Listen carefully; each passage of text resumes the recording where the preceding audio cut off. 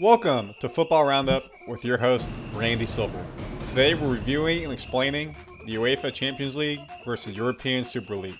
There was a big ruling that's making the European Super League able to happen, so we're going to break it down for you, the difference in the leagues, why it's happening, what the teams think, and so much more. So UEFA Champions League. This is what we know and love. It's been with us for 50, 60 years. The way it's broken up, each country gets opportunity to send teams to the Champions League depending on the country coefficient. So how well do they do in this league overall? They can send teams. So England is the best league. They get to send 4 teams automatically. France, 5th best league. They get 3 teams. Scotland, people only have to qualify through. So no one's automatic. They have to go through playoff stages. Just giving you an understanding of how it works. And of course, they have UEFA Europa League and UEFA Conference League for the lower countries to be able to send people through as well and work their way up. So here's the competition just to show you. Champions League, Europa League, Europa Conference League. If you come in 3rd place in Champions League in the group stages, you go to the knockout round in Europa League and you can try to continue the win there. If you're in the 3rd place in Europa League, then you go to the Europa Conference League and you can try to win your way through there.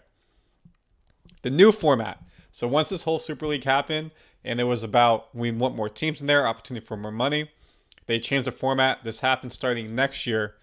There's, instead of 32 teams in the final group stages, it's now 36 teams. Top 8 automatically qualify. If you're in 9 through 24th, you'll go through a knockout round, home and away. And then if you're in the bottom 8, you are eliminated. Bottom 12, you're eliminated. So you can see what the knockout rounds would be like and how it goes down. This gives more teams opportunity to be in here and also a potentially fairer playing field. Instead of just the top 2 from each group going, if you have a tough group, you're out. Now it's just the overall cumulative score of how you do across the board. That takes you to the European Super League. What is the European Super League?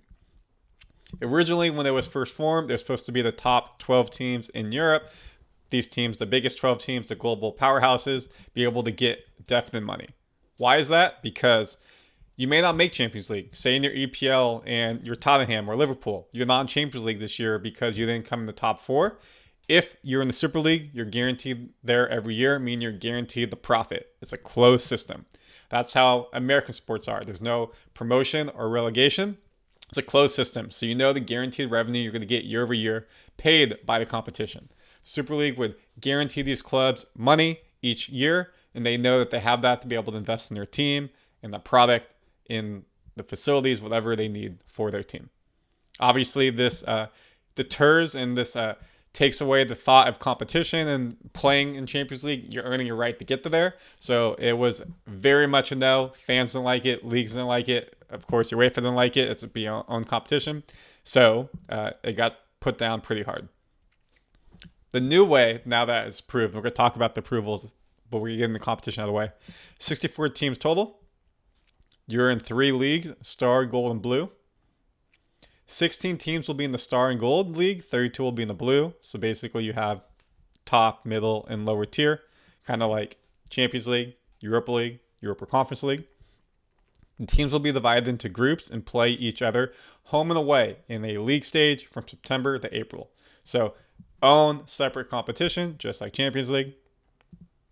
The bottom 2 teams from the 2 groups of the Star League face relegation, making way for the Gold League's top 2 finalists to replace them. So if you're in the Star League, the top league, and you're bottom 2, then you probably play in a playoff against the top 2 teams in the Gold League, and the winner moves up or stays up, and the loser will go down. Same for the Gold League. Bottom 2 will get pushed down, and then the top 2 from the Blue League go up. So you get opportunity to work your way up. Kind of like the Nations League you're seeing now across the continents. There's pots of 4, and if you're in the bottom, you move down. If you're in the top of your pot, you move up. 20 teams from the Blue League are eliminated, making way for 20 new teams to join based on their performances in the domestic league. So the Blue League is the very bottom league. So if you're not performing there, you're out, and it allows teams who are performing in the domestic league, so their own league in the country, Scottish League, EPL, Czech League, etc., they can move in, and then from there, they can work their way up. So it's not a closed competition anymore, like the original proposal of just those top 12 teams in Europe. Now teams have the opportunity to get in and work their way up, just like the Nations League. Playoffs will be played in April and May. All Super League matches will be streamed for free. So the way that they're going to guarantee the money is media rights fee, because it'll be streamed. So whoever's paying to stream it for free, merchandising, media, advertising, things like that. And cool, stream for free. Right now, if you're in America, you have to pay for Paramount Plus to watch most of the games and all that type of stuff. Sometimes they're shown on CBS, but more often than not, Paramount Plus. This would be free. So the review, the new European Super League would be 60 to 80 teams, multiple divisions, minimum 14 games per club, no permanent members. It's not a closed system like the original proposal. So is this good or bad? European Union Court just approves the formation of the Super League. So now we're getting into how this came to be and the rulings today, why it's so much in the news. So there's going to be some words here. I'm going to explain it. It's just easier with the words here. The Super League and its backer, A22, that's the investor, argued the UEFA's prohibition of the would-be competition, a concept launched in April 2021, the closed system with the 12 teams, threat and punishment for participating clubs was an illegal monopoly on the European competition. So basically what UEFA said, if those 12 clubs play in this competition, you're done. You're not getting money. You won't get any prizes. Your players aren't able to play in our FIFA competition, so no World Cup, things like that. So the clubs, the players said, like, no, I can't do that.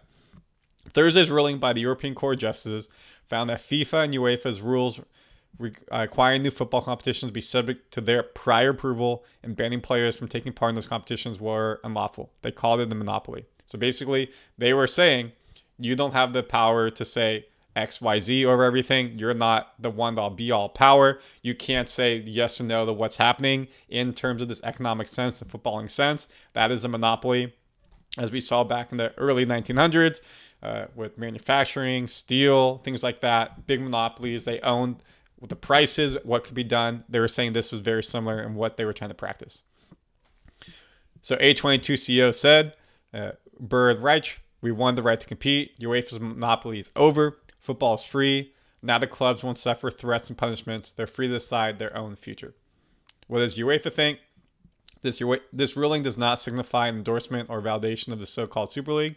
It's rather underscores a pre-existing shortfall with UEFA's pre-authorization framework, a technical aspect that we have acknowledged and addressed. UEFA is confident in the robustness of its new rules, and specifically that they comply with all relevant European laws and regulations. Regulations. Basically, A22 is saying monopoly's over. We can create this competition. Clubs can come and go and do as they want. UEFA is saying, yeah, but hold on. We already fixed some of the stuff that the court is saying. You're going off a previous ruling. We're going to be fine. Just some more information here for you, just about the court ruling. If you go ahead and pause if you want to read about it. But basically, the court found that football competitions is an economic activity and therefore must comply with the competition rules and respect the freedom of movement. FIFA, UEFA can't say you can't do this. Another business has the right to come in and try to do something. So this was what UEFA put on Instagram. Fans, players, coaches, federations, clubs, leagues, and all those who love the beautiful game lovely say, there's no place for any type of Super League in Europe. Sporting merit is what counts. Football's for everyone. Keep it open to all. Earn on the pitch. So again, you have to qualify each year for Champions League based off of how you do in your domestic league. You earn that spot in either qualifying for Champions League, Europa Conference League, or if you won one of those leagues, you're automatically in. The new system in the Super League is an open system, yes. So it takes away that a little bit. However, more often than not, because Madrid's going to be the top, Barcelona is going to be the top, Man U, Bayern Munich, Man City, etc., are going to stay in that top tier every year of the Super League because they're not going to get in the bottom two out of, 16 teams, something like that. So the odds of them going down are very minimal. That is what it's saying. But also, if you go down, you're still in the Super League. You're in the lower division unless you're in the bottom third. So what they're saying is that's not fair to the sporting merit that nobody can come up every year. Basically, you got to earn your right, which is what Champions League is.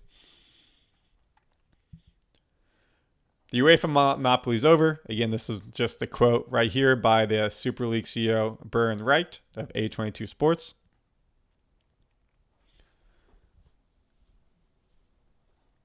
Just a friendly reminder, what are the rules? Why did it happen? Where we're at? Also, make note of right here. There's also a Women's Super League as well, a 32-club competition. It replaced UEFA Champions League and your Women's Champions League as well. So what teams are in it? What teams are not? Real Madrid president Florentino Perez and Barcelona president Joan Laporta have made statements publicly supporting the A22 plans, while the players' union from FIFA Pro, as well as UEFA, FIFA, and the European Club Association have positioned themselves once again against a new European-wide competition. Premier League, Bundesliga, La Liga, and League One, and specific clubs, Man U, Bayern Munich, say they will not support the Super League. We know Barcelona is in massive debt. Real Madrid, not in crazy amount of debt, but they have a little bit of money problems. Not as bad as Barcelona. Barcelona is really bad. They want this guaranteed payment year over year. Last year, Barcelona didn't make it out of the group stages of Champions League, and it was a massive shortfall for them in the budget. So this would guarantee them that money year over year. Again, what does the Premier League say? The ruling does not endorse the so-called European Super League, and the Premier League continues to reject any such concept. They want to stay with UEFA and FIFA. Man U said, our position has not changed. We remain fully committed to the participation in UEFA competitions and to positive cooperation with UEFA, Premier League, and fellow clubs through the ECA. Munich echoed Man U statements. Such a competition would be an attack to the importance of the national leagues and structured European football. German Football League, so the German League, Bundesliga, explicitly supports the European sports model and rejects competitions outside these competitions organized by the federations and leagues. France's League One unequivocally supports competitions organized by UEFA. So they're all saying UEFA Champions League, UEFA Europa League, UEFA Conference League. And then finally, for the Women's Super League, just to go over what that would be like, 2 leagues, the Star and Gold, 16 clubs in each, similar format, moving up and down. A22 said income will be guaranteed for the first 3 years, and solidarity payments would represent 8% of the Super League's income, with a minimum payment of £400 million, $439 million. Again, that would be spread out across all the teams. So that is your UEFA Champions League versus European Super League analysis, explained, reaction. Comment your thoughts. Do you think this is a good thing for sport? Do you think this is a bad thing? Of course, I hate to use the cliche. Time will tell how this plays out. We'll see. Of course, subscribe here to the Futbol Round-Up on Randy Silver TV. We'll keep you updated on everything that happens. So we got your back. Don't worry. It can be a bit confusing. Can be a lot happening. Things will start playing out the next couple months, and we'll keep you updated with follow-throughs. Let me know what you think. Thank you for watching. Randy Silver, out.